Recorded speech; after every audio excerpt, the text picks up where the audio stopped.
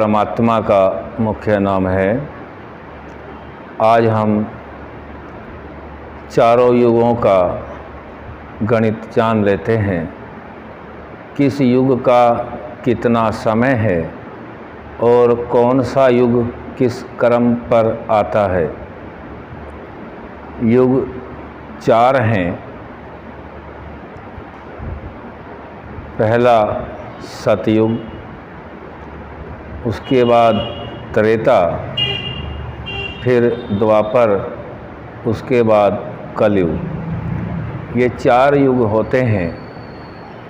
इनका समय इस प्रकार से होता है।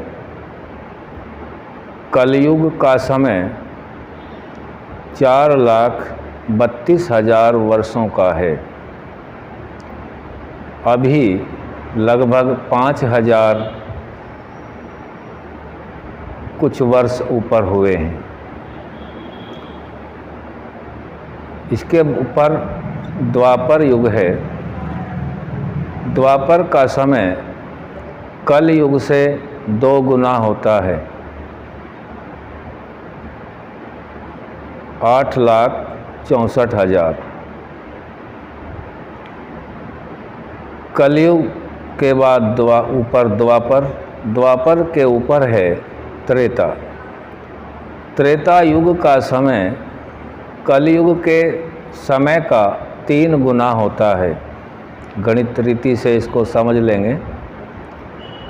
और सतयुग, सतयुग का जितना भी समय है कलयुग के समय का 4 गुना सतयुग का समय है। अब हम चारों युगों की गणना समझते हैं। इन चारों युगों का कुल समय 43,20,000 वर्ष होता है। चारों युगों का समय 43,20,000 वर्ष आएगा। इस प्रकार गणित रीति से हम इसको निकाल लेंगे, समझ लेंगे। एक चतुर्युगी का समय 43,20,000 वर्ष है। ऐसी 71 चतुर्युगियाँ मिलकर के जो समय होता है उसको एक मनवंतर कहते हैं। 43,20,000 गुणा 71, यह एक मनवंतर हुआ। और कुल मनवंतर कितने हैं? 14 मनवंतर इस सृष्टि काल है। 14 मनवंतर का समय सृष्टि स्थूल रूप में रहती है। अब यह देखना है मनवंतर 7वां चल रहा है, वैवस्वत मनवंतर। इसके आगे 7 और भोगने बाकी हैं। तो आज हम श्रावण मास कृष्ण पक्ष पंचमी तिथि में हम गणना कर रहे हैं। इसका समय बन रहा है दयानंदाब्द 200 में 1,96,58,53,124वां वर्ष चल रहा है। इतना समय हम भोग चुके हैं। आगे 7 ही मनवंतर भोगने और बाकी हैं।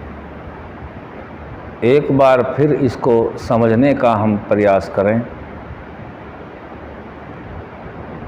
4,32,000 का कलयुग, इससे 2 गुना द्वापर युग और इससे 3 गुना त्रेता युग है और 4 गुना सतयुग है। चारों युगों का समय 43,20,000 वर्ष। ऐसे जितना भी युग चारों का समय बनता है, ऐसे 71 जितने भी 71 योगी बनेंगे उनका एक मनवंतर होगा। 71 चतुर्युगी 43,20,000 गुणा 71 इनका एक मनवंतर होता है। और 14 मनवंतर के बाद प्रलय काल है। इतना ही समय सृष्टि सूक्ष्म अवस्था में रहती है, परमाणु रूप में होती है। तो इसका जो समय होता है, अब हम जान गए हैं 4 अरब 32 करोड़ वर्ष सृष्टि काल का समय है और 4 अरब 32 करोड़ ही प्रलय काल का समय है। ये दोनों मिलकर के एक दिन और एक रात बनते हैं। ब्रह्म का एक दिन और ब्रह्म की एक रात मिलकर के दोनों होते हैं 8 अरब 64 करोड़ वर्ष।